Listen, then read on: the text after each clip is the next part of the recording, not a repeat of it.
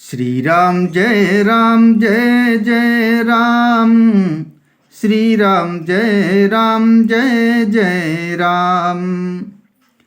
राम शैल शोभा निरखी, भरत हृदय अति प्रेम। तापस तप फल पाए जिमी, सुखी सिराने नेम।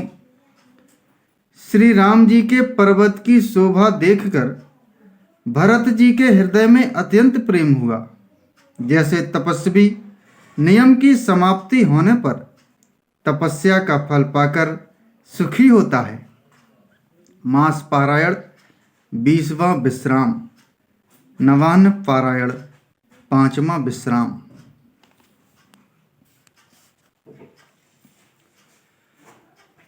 तब के बट ऊंचे चढ़ी धाई, कहु भरत सन भुजा उठाई। नाथ देखी यही बिटप विशाला, पाकरी जम्बू रसाल तमाला।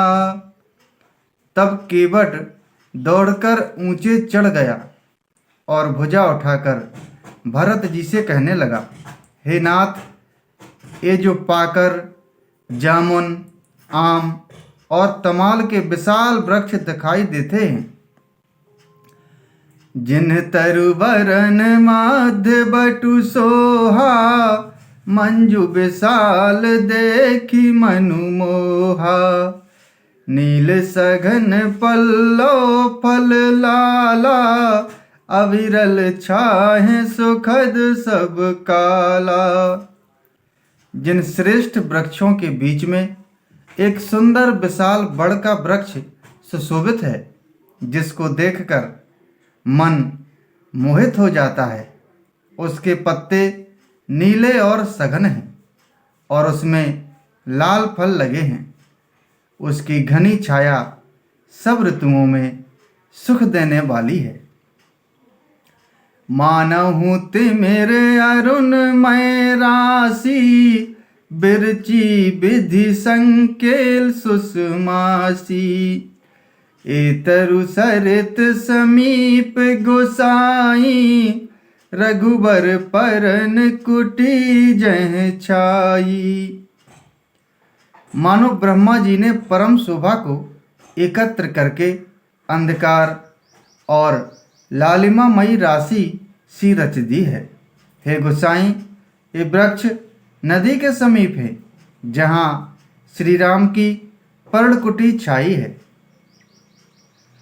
तुलसी तरुवर विविध सुहाए, कहूँ कहूँ सिंह कहूँ लखन लगाए। बट छाया वेदिका बनाई, सिय निज पानी सरोज सुहाई। वहाँ तुलसी जी के बहुत से सुंदर वृक्ष सुशोभित हैं, जो कहीं कहीं सीता जी ने और कहीं लक्ष्मण जी ने लगाए हैं। इसी बड़ की छाया में सीता जी ने अपने कर कमलों से सुंदर वेदी बनाई है। जहाँ बैठी मुनिगण सहित, नित सिय राम सुजान। सुनहि कथा इतिहास सब, आगम निगम पुराण। श्री राम जय जय राम। श्री राम जय जय राम।